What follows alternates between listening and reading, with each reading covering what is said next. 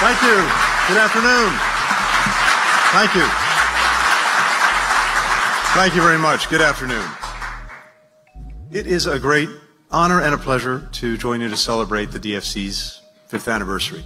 Now, I'm the parent of a 5-year-old myself, so I know they can be a little bit unruly. Scott, got your hands full, but to you, to the entire DFC team, thank you for the remarkable things you've accomplished in such a short period of time. Your leadership has taken the DFC from the new kid on the block to a powerful tool for implementing our foreign policy, for advancing America's interests, and doing it with increasingly powerful effect. I know we have some friends from Congress here, where the DFC has enjoyed very strong bipartisan support. And that's been true from the beginning, and I hope that it endures. I know I've had a chance to hear today from some of my good friends and colleagues, from the National Security Advisor, Jake Sullivan, from the USAID Administrator, Sam Power, underscoring just how much this administration values this agency and just how much it brings to our development and diplomacy works. In a more competitive world, we have a strategic imperative to demonstrate that other countries can look to the United States as a reliable, responsive partner in tackling some of our biggest challenges, to demonstrate that we have the better offer to deliver on their own national aspirations.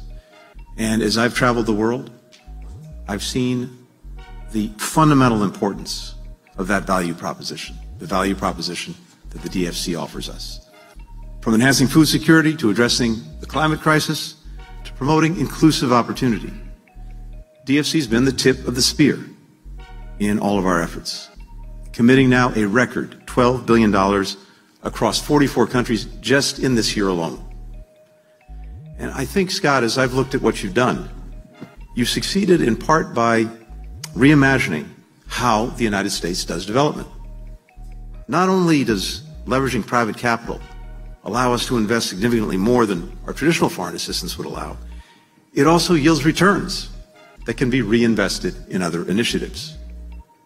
When you commit those resources, you've shown countries that they don't have to resort to projects that are poorly built, environmentally destructive, that import or abuse workers, that foster corruption, or burden countries with unsustainable debt.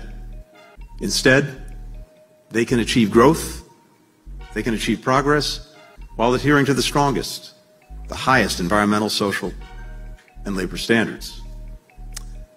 When other governments see that our government, our companies, our investments make a concrete difference in their lives, in their livelihoods, that simply makes them want to deepen the partnership with the United States and further advances our shared interests. And when people around the world have greater access to markets, to healthcare, to renewable energy, that's good for America's businesses, for Americans' health, and for the planet that we all share. Now, I've seen the DFC's strategic impact in Europe, where DFC financing has helped our partners diversify away from Russian energy, whether that's modernizing a shipyard outside Athens to make Greece an energy hub, or rehabilitating hydroelectric plants and electric grids in Bulgaria and Greece. Last month, DFC and the Ukrainian insurance company ARX came together to unlock more than $200 million in war risk insurance. This was a critical initiative because it's enabling businesses in Ukraine, agricultural processors, pharmaceutical companies, retailers, to operate knowing that they'll be made whole if their assets are damaged or destroyed by the war. And that in turn has allowed Ukraine to invest more and more capital, private sector investment, supporting its economic recovery, allowing it to remain resilient faced with the ongoing Russian aggression. We strengthen the supply chains that we rely on for semiconductors, for critical minerals and other elements and items essential to modern life. Earlier this year, Scott and I were just talking about this, I had the opportunity to be in Angola, where I saw some of the investments that we've been making in the Libido corridor. Through the Partnership for Global Infrastructure and Investment, including DFC financing for railways, ports, and mines, we will provide electricity for more than 2 million people. We'll cut around 900,000 tons of carbon emissions every single year. We'll create thousands of jobs for Americans and Africans alike. We will bring critical minerals like copper and cobalt to global markets in a sustainable, non-exploitive way.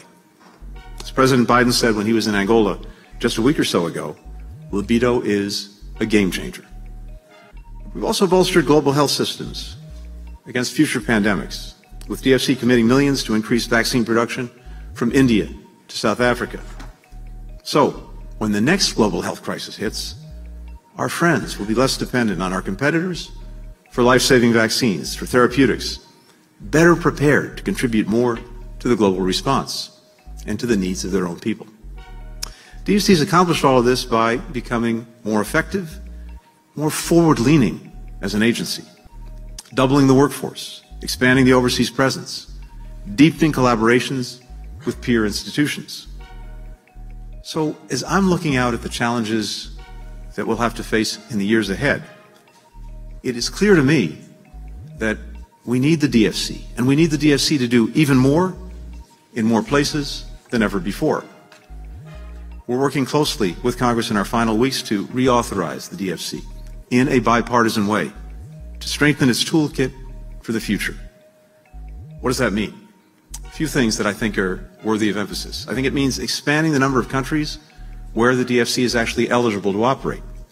This would bring DFC in line with our other development finance institutions and enable the DFC to work within limits in strategic sectors, critical minerals, energy, transportation, communications, not only in low and middle income nations, but also in high income nations when it displaces our competitors.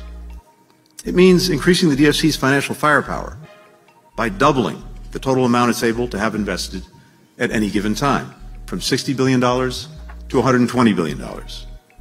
It also means shifting the way the DFC is required to treat so-called equity investments. When the DFC buys equity in a company, it owns part of the company outright, giving it a full seat at the table when it comes time to decision-making, which partners to work with, which standards to meet, which projects to take on. That helps companies and investors, including the DFC, succeed and succeed financially. But today, DFC has to treat its equity investments like a grant that will never show a return on the money, instead of the lucrative and strategic investments that they so often are. Taking into account these expected profits would enable DFC to substantially increase its equity investments and take more risks in strategic sectors.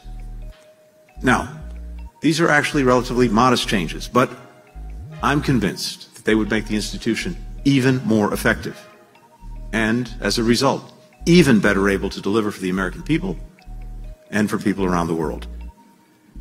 This is a great story to tell, and it's a story that we need to tell more places, in more ways, and even more effectively, because I think as we tell the story, we'll get more and more sustained support for the work of the DFC.